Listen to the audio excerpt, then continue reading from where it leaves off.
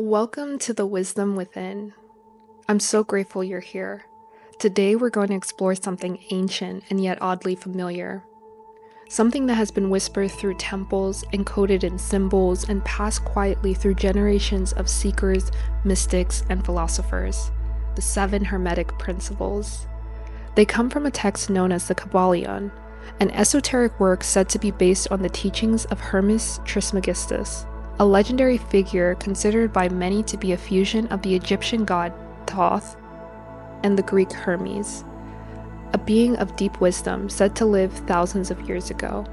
And while these principles may feel distant or mystical, I believe they are deeply intimate, because they're not just rules of the universe, they're reflections of you, your mind, your patterns, your soul's blueprint.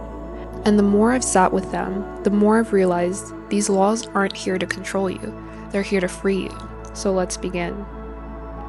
The principle of mentalism. The all is mind, the universe is mental. What does this mean to say the universe is mental? It doesn't mean it's all in your head, it means that everything, matter, emotion, time, form, arises from consciousness, from a field of intelligence that precedes thought. Some call it the all, others God, source, spirit, or simply awareness. Mentalism tells us that the universe is not just built from atoms, but from intention. And if that's true, then what does that say about your own thoughts, your beliefs, your inner conversations? You see, thought isn't just internal, it's creative. It vibrates, it informs, it shapes. Ancient yogis said, as you think, so you become. Modern physics says, observation collapses probability into form. Different words, same principle. If the universe is mental, then healing begins not just with the body, but with the mind behind the body. The story behind the symptoms, the thought behind the experience. And this isn't about blame, it's about power. You're not just a receiver of reality, you are participating in its unfolding. The principle of correspondence. As above, so below. As within, so without. This is one of the most quoted lines in esoteric philosophy, but what does it really mean? As above, so below suggests that what happens on a large scale, the cosmos, the planets, the divine, has a mirror of the small scale, the body, the cell, the heart. Likewise, what happens within your emotions, your beliefs, will reflect in your outer world. The stars spiral in galaxies, just as your DNA spirals in its helix. The rhythms of the moon echo in your menstrual cycles. The way you relate to your inner world colors how you relate to others. The universe is not random, it's pattern. The principle reminds me that if I want peace in my life, I have to cultivate peace in my mind. If I want clarity in my path, I must create clarity in my inner world. And if I see something breaking down in my outer world, a relationship, a job, my health, maybe it's not about fixing the outside, but gently listening to what the inside of me is calling to be seen. The world is a mirror, and healing often begins with the one staring back at you. The principle of vibration. Nothing rests, everything moves, everything vibrates. Every atom, every sound, every thought vibrates. This is not just metaphysics, it's science. Everything you see, touch, eat, speak, or feel is in motion. Even things that seem solid are just atoms moving in tight formation. But vibration isn't just physical, it's emotional, it's spiritual.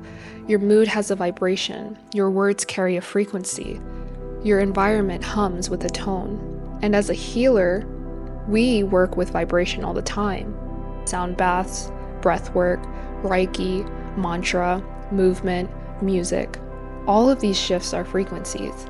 And when we change our frequency, we change our state. This principle reminds me that nothing is stuck, not truly. Even the most dense emotions can move. Even the most painful patterns can be dissolved. Everything is in motion, and motion is where healing lives. So the next time you feel heavy, ask, what wants to move in me? What's vibrating too fast or too slow? And how can I gently tune my frequency towards harmony? The principle of polarity.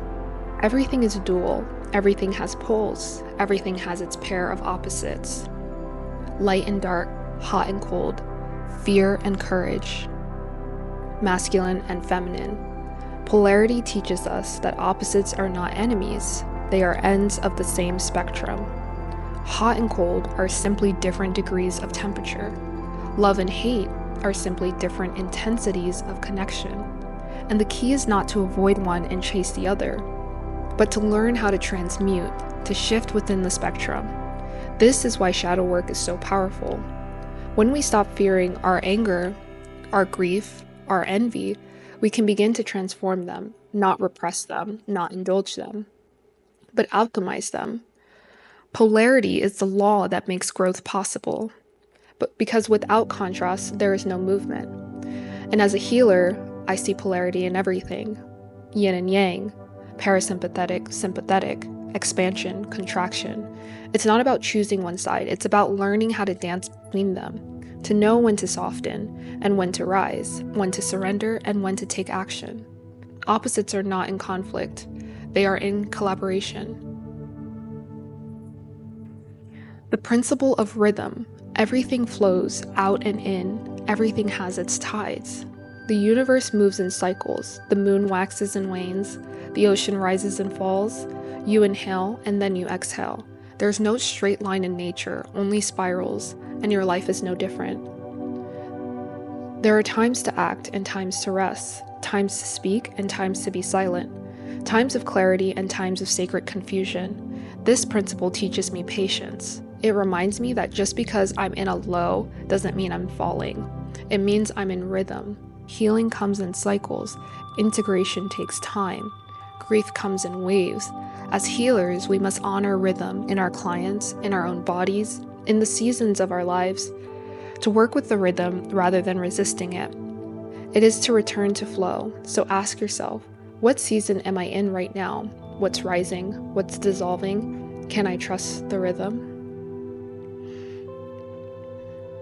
The principle of cause and effect. Every cause has its effect. Every effect has its cause.